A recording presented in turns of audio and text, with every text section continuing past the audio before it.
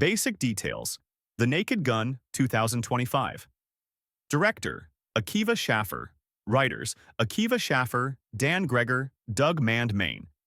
Cast, Liam Neeson as Lieutenant Frank Drebin Jr., Pamela Anderson as Beth Davenport, Paul Walter Hauser, Kevin Durand, Danny Houston, etc. This film is a legacy sequel to Naked Gun 33 and a Third, The Final Insult, 1994, making it the fourth entry in the franchise. Plot recap.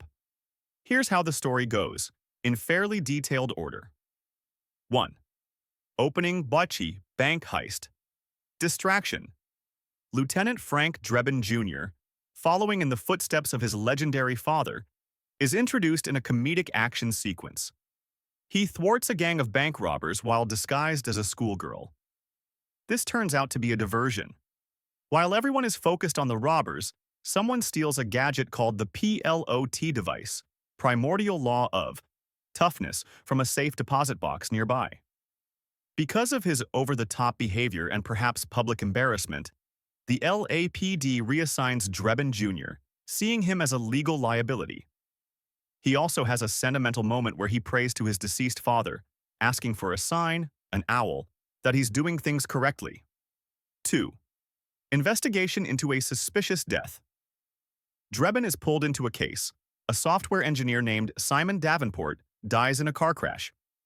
At first, Simon's death is assumed to be suicide, but Drebin notices inconsistencies, including a matchbook at the crime scene, that lead him to suspect it was foul play. Simon's sister Beth, a true crime novelist, disagrees with the suicide narrative and tries to investigate. Drebin is at first reluctant to get involved in her suspicions. 3. The tech billionaire, Richard Kane. Drebin's investigation brings him to Simon's employer, Richard Kane, a wealthy tech magnate from Eden Tech. Kane shows off various futuristic gadgets. Notably, he donates a self-driving electric car to the police squad. Drebin takes it for a test drive, which predictably goes horribly wrong. The car malfunctions, winds up in dangerous situations. Kane also invites Drebin to his nightclub, which Drebin attends and begins to connect the dots, including seeing the matchbook logo, between Simon's death, Kane's resources, and suspicious behavior. 4. Beth and Drebin's relationship, romantic subplot.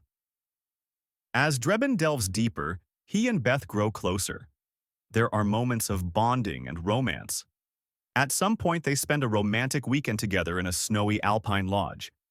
In a bizarre twist, they bring a snowman to life via a comedic ritual, pastamate, which later turns murderous, surreal, and absurd. This subplot both echoes the zany style of the original Naked Gun films and complicates Drebin's moral journey. 5 PLOT device. Conspiracy revealed. Drebin captures one of Kane's henchmen, Gustafson, and coerces him into revealing Kane's plan. Kane intends to activate the PLOT device during a New Year's Eve event at a mixed martial arts match, using the device to provoke mass chaos, reverting people to a more barbaric or primal state, while protecting a select elite, billionaires, who will shelter safely in a bunker. 6. Climactic Confrontation. Drebin goes to the match, at the PonziScheme.com arena, to stop Kane's plan. He uses an earpiece designed to block the PLOT device's influence. There's a comedic disaster. Drebin loses his pants when the New Year's balls drop, becomes momentarily exposed in front of the crowd, and struggles to maintain order. The device is activated. Widespread mindless violence erupts in the city. Drebin fights through chaos, dodging civilians, ricocheting bullets, magazines, trying to find Kane.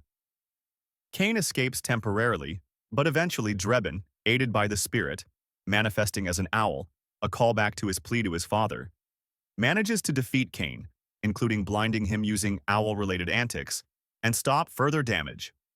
7. Resolution. Beth almost takes revenge and tries to shoot Kane, but Drebin intervenes, talking her down. The device is used to calm the crowd, and Kane is arrested. In the aftermath, Drebin is subject to an investigation by Internal Affairs, but the twist is that Internal Affairs is actually the name of a tropical resort. It's played as a comedic fake conclusion. Drebin spends time there with Beth, suggesting maybe their relationship is intact or at least they're recovering from the chaos. The film ends on a humorous note,